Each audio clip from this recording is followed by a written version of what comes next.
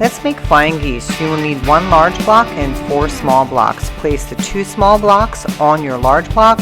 Draw a line down the middle on the diagonal, pin in place, take to your sewing machine and sew 1/4 inch on either side.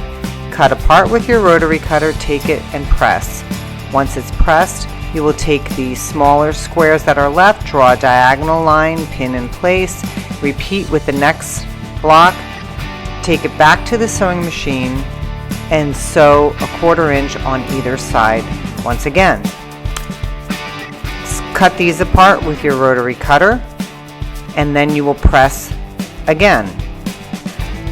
Now you have 4 flying geese. You will need to square these up.